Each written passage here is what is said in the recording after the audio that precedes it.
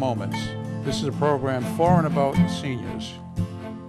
We're highlighting products and services that we hope can enhance your life and also maybe save you some money and even make you some money. I'm your host, Richard Mullen. Let's get started. My guest today is Brian Ott. Brian? Richard, nice Great to meet see you. Brian, you're a financial services professional. Right. Now, as simple as that sounds, to the layperson, that's really confusing. And that's why you're here. Because I've been looking into a little bit since I talked with you, and it's such a wide field, and it requires, I think, a lot of you. You have to put a lot of investment in time and just understanding what's going on out there. So what is your primary, let's see, how would you describe your primary goals or your primary function in financial services? Sure, thanks for having me, Richard. Primary goal in what I do is to understand an individual or a family or a company's goals, objectives financially. Are they on pace? What are their goals? Where do they want to get to in 5, 10, 20, 30 years? And then how do we implement any number of different products and solutions to help them get there, depending on, again, what their goals and objectives are. So a key role for me is to be their advisor and help understand and help them verbalize what those goals are so we can implement a proper solution. So I guess it seems to me as I tried to understand this a little better, there's an optimum age group that you deal with, I would think. I mean, if I was in your business, I'd love to find somebody who is fairly well off financially, 35 years old, and wants to make a long-term investment. Would that be the ideal thing, or is that just one of the many factors that go into it? It's one of the many factors. Certainly, it helps to implement planning solutions when you have something to work with. So if you're pretty well off, you have a good income, you have some options. It opens up options for you any number of different ways, again. But we'll work with anybody looking to build a retirement plan for themselves, implement that plan, and how do they incorporate the various number, as you mentioned, financial services professional. It incorporates hundreds and hundreds and hundreds, if not thousands, of different ideas and options and paths out there. So how do we best position individual families? The ideal person would be have some resources. My ideal client, so to speak, would be somebody who does it for a family. They like to raise a family. They're doing it to raise a family, have good morals and values, and someone who's serious about planning for the future. That'd be an ideal client. But there are those who don't have as much. How do we make what they do have last as long as possible and put solutions in place to protect what they have? So it seems to me that the biggest part of your business is trust, because you're coming into the most sensitive area of someone's life. Like, how much money do you have and what are you doing with it? And you want to feel. How do you develop that? I mean, it's got to be it's hard work. It's hard work. It's hard work. The key, like you mentioned, is trust, and you can't really develop trust over a cup of coffee. It needs to be more of a longer relationship. So they need to know where I'm coming from. I need to be upfront and honest, and really it's about building that relationship. So if someone knows me, if my friends, family, they know me for the last 40 plus years, so they know who I am, what I'm all about, and my philosophy on life and business. So a little easier there because you have that background. A new person, sort of say off the street, wouldn't have that. So they rely on personal recommendations. A lot of my business is through referral, and so if someone's referring me, that means I've done good work for them, and so they have a bit more of a warm introduction.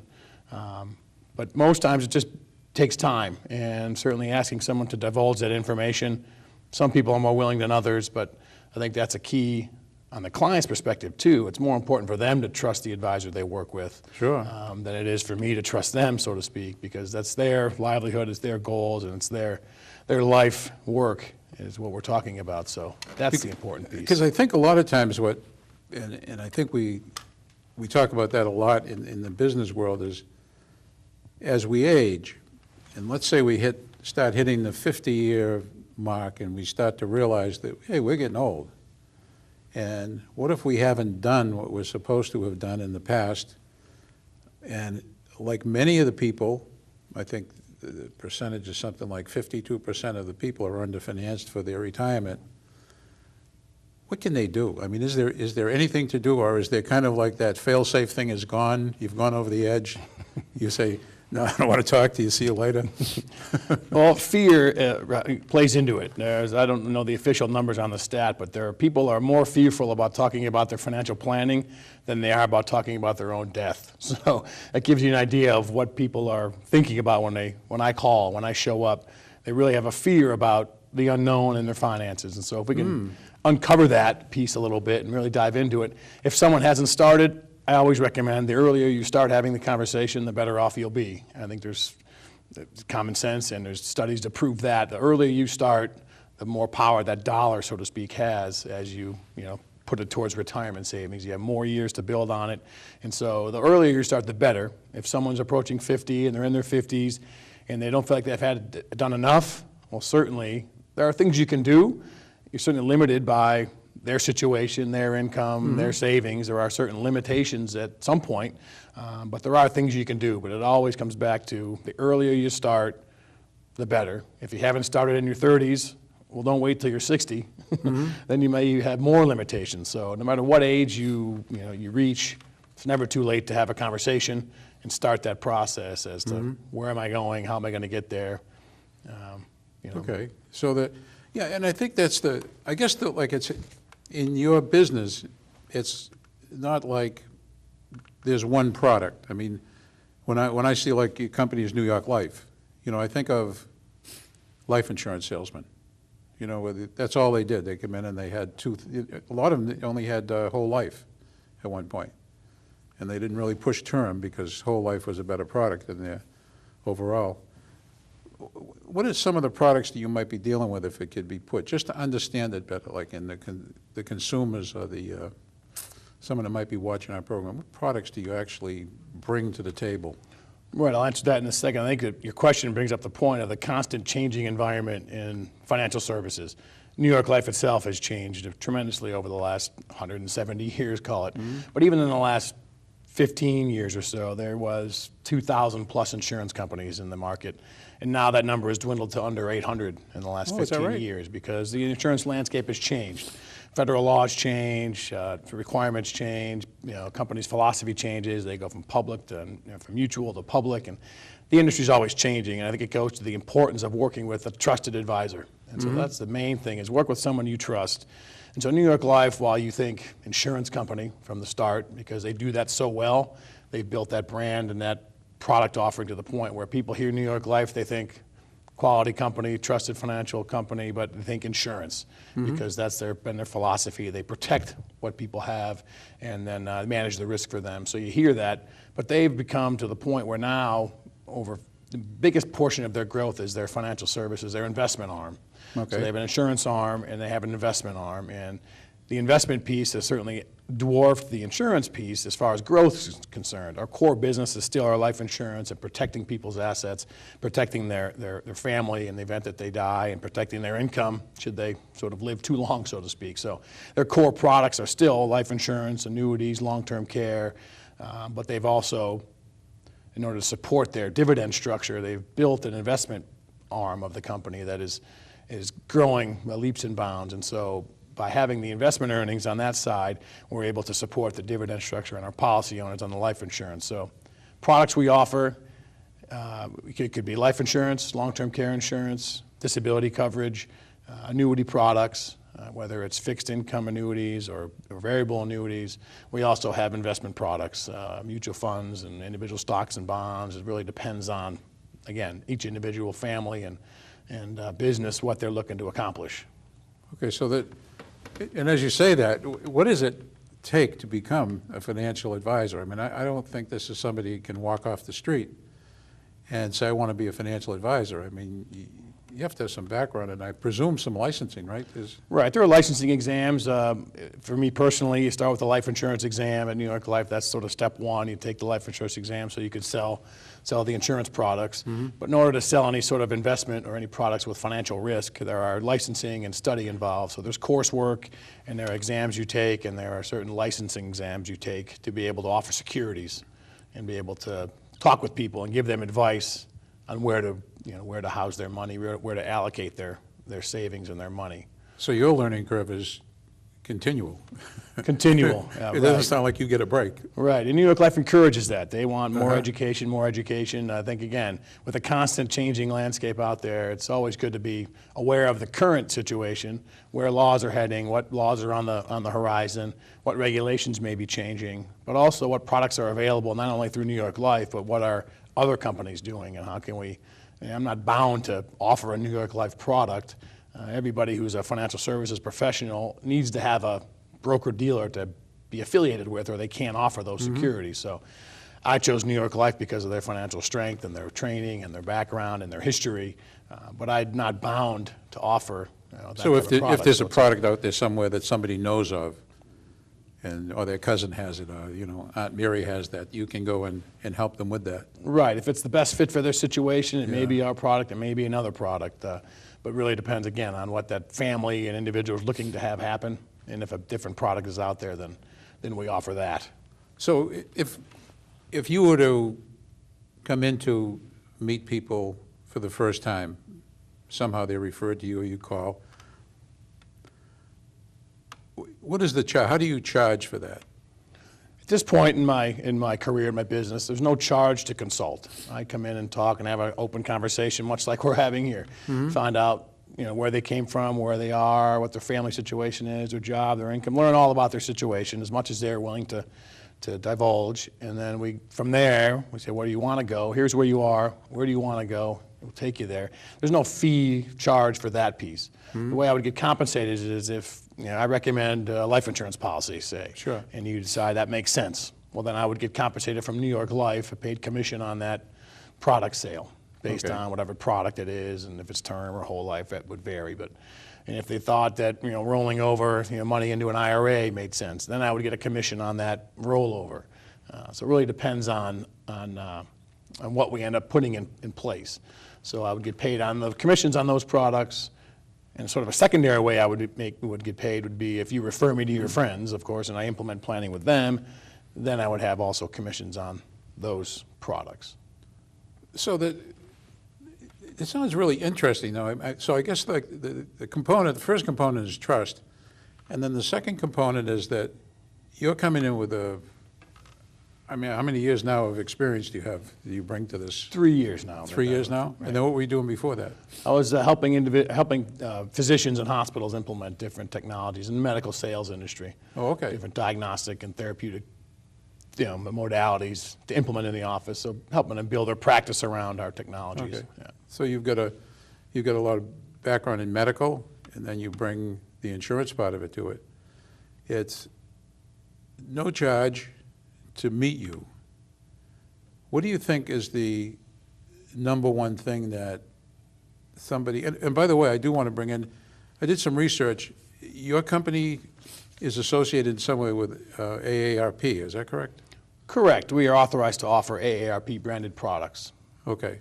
So if you're 50 plus, member of AARP, and you need to have some sort of planning help, they would sort of have been authorized to offer those type of products. So there are a suite of products that New York Life builds and manages for, exclusively for AARP members. And so I guess to back into it, if somebody said, all right, I'm 50 years old, at 65 years old, I want to be able to have some kind of annuity or financial plan where I can take out $1,500 a month. So your job then is to figure out how they do that. Correct. And so in other words, if you have enough money, you can do that. Right. And so that, for example, like if somebody said to you, well, we have $100,000 and it's sitting there and it's not doing enough, the 1.6% or something like that, do you have the ability or the ideas to take that money and try to do the best you can through, I guess, protected investments is what you're doing, is that correct? Correct. It would depend again. So the old theory is the more risk you take with your money, the more reward you might get, but also the more risk you could lose that money. So when you say protected risk, if someone is not going to need that money and there's no liquidity necessary, they won't need that until age 65, the more guarantees you have with that money, so say you put that $100,000 on a guaranteed fixed annuity, The return will be less, but it'll be guaranteed to have the return. So if you have 15, 20 years, I said you're 50 and you want to get 15 years left, we can project at age 65 you can pull out X number of dollars per month if you give us $100,000 today. Okay. If you want to be more risky and put it into a variable annuity and put it into the open market, well, then there's really no protected risk. I mean, you could certainly, some of the annuity products have guarantees to get your investment back, so you'd never lose the initial investment. There are fees for that. You pay a charge for that sort of rider. But if you were to just take that $100,000 and put it in the open market, there's a good chance you could get better returns, but there's also a chance you could lose the money. And so it comes back to that initial conversation on building the trust and having an understanding of what someone's risk tolerance, their age, their time horizon, all those factors help guide the decisions we make together as to where that money should go. Is it best suited for that fixed, low return but guaranteed return, or is it best to be exposed to the market with a chance that you may lose a portion or even all of that money? So really up to individuals' risk, their time horizon, and their goals. If they can't lose that money, then I wouldn't expose it to market risk because there's a chance they could lose some of that money. So. Okay, and that's part of your job is to kind of say this is a good bet, hedge your bet, good, bad, I wouldn't do it. Correct. If they have high income and there's $100,000 is on the sideline, really not doing much, it's in a CD, say at the bank, and it's go work it, just meant to be there at the end, you could put it into one of our income annuities and let it sit in our income annuities and pay more than the bank would pay, you know, most times, and then have that sort of guaranteed income at whatever age you pick, 62, 65, 70, whatever age that is. Well, here's something that when I was doing some research to be able to talk to you a little bit about this, because I found that your occupation is one of the fastest growing occupations over the next decade, and with a projected growth rate of 27% through 2022. That means the complication of money, most people are going to need a financial advisor, where in the 60s and 70s and 80s, unless you were really up in the high end of it, you know, let's say the extremely wealthy, you didn't even think about that. People just figured, well, I'll do it and I'll save my money. But it seems now the volatility, it's an unsafe practice almost not to have somebody who you can count on. And I mean, and that's really what you do, isn't it? Right. I think the importance of an advisor is key. You need to have a good advisor that's guiding and helping you guide through the different changes in the marketplace and different things. Part of that stat is there's aging baby boomer population. There's more and more retirees every day. So part of that is just sheer numbers.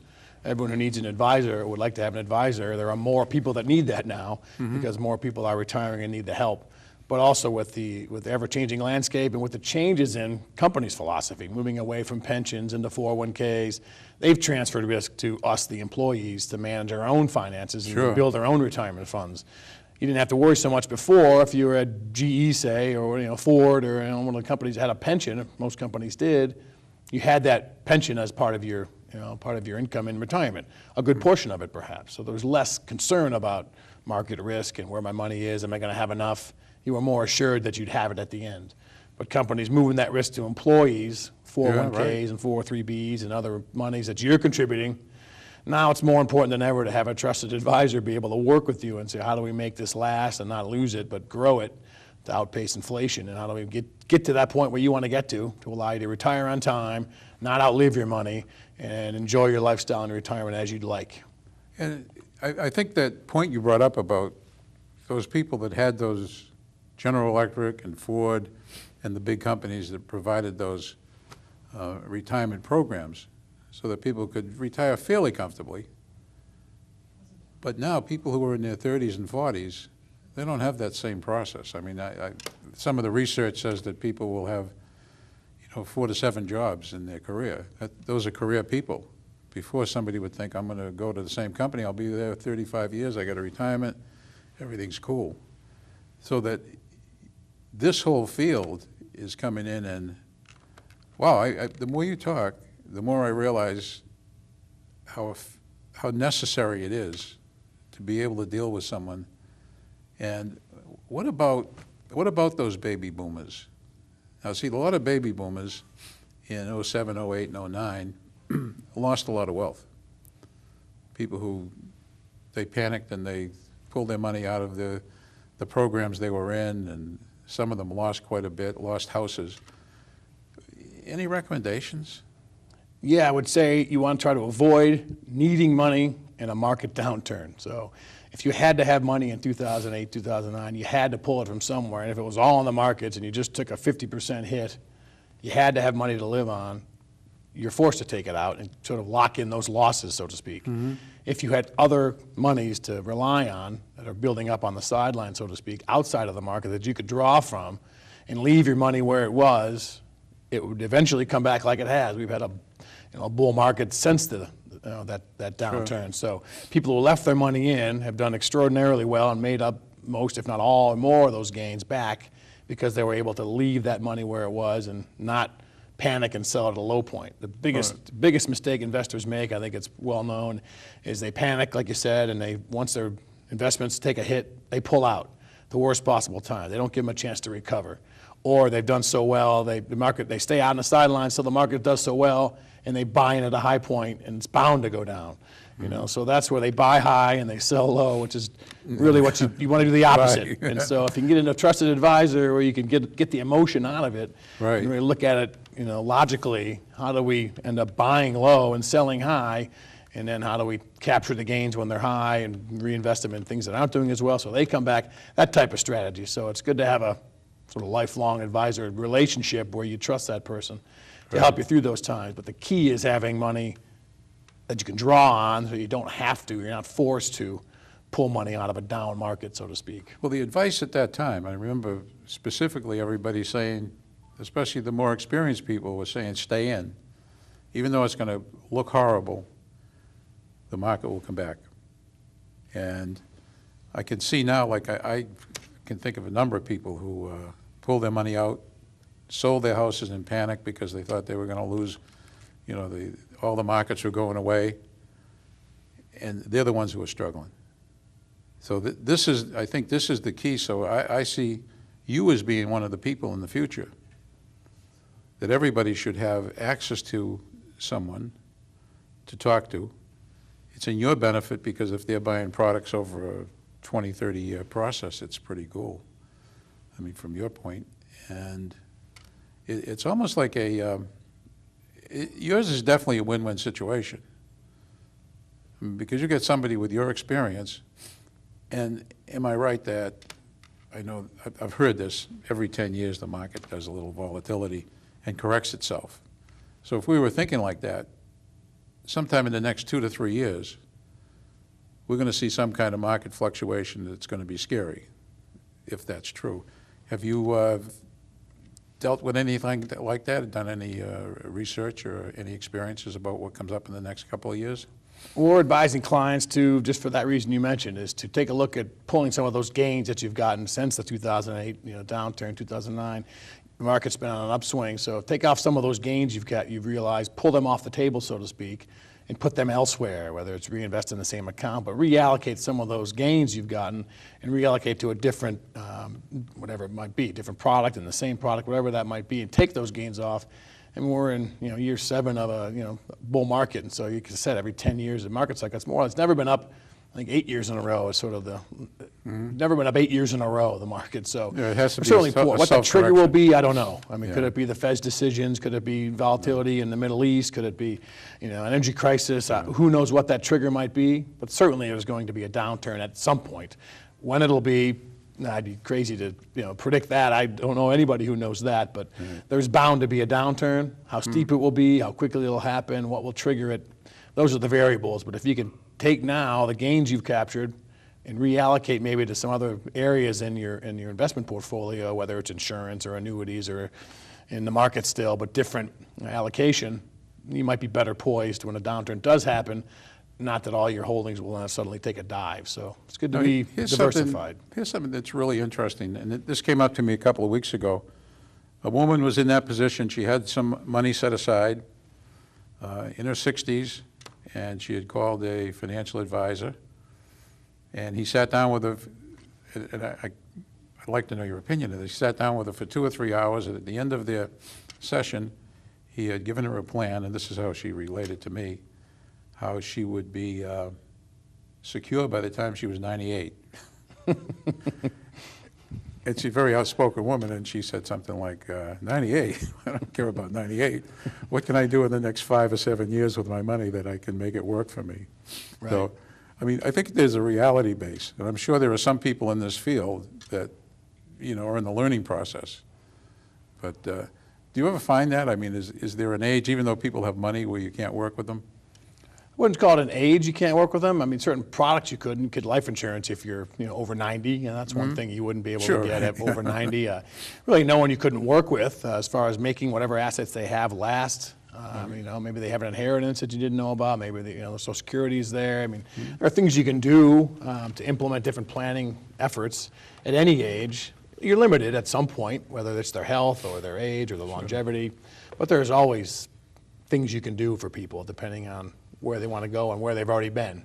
Right, and give some advice. If they get a bad product and they can move it, then it's probably... Do a lot of that. There's a lot of, like I said, it was 2,000 plus insurance companies, 15 years ago. Now there's down to 800. And if you had a, $1 million policy and that company got sold or went out bankrupt, well, now you only have $300,000 is what the that's a guarantee. Your insurance, Yeah. The guarantee. Yeah, right. So, you have to go back in and look at some of those products that were sold in the past. They may have looked good, but now they're either non-existent or they're just not as good. And I'll bet you there's people with those someplace in a little safe deposit box that don't even know that those companies are gone. I mean, I know people have kept insurance policies for years, and you hope that they're going to be there. But that's scary when you can think $700,000. Well, here's the problem.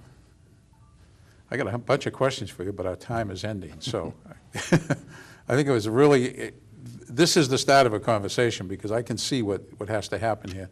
You really have to meet with people and get to know them, and they have to get to know you. And I think that's the answer to the question. So I think anybody who is watching this program should get a financial advisor now that we see what's going on out there. I agree. Have a trusted Appreciate it. financial advisor you can talk to. Okay, great. Thank you, Richard. Brian, thanks for coming in. Thank you. Okay. And thank you for watching, and I hope that we shared some information that you'll be able to use.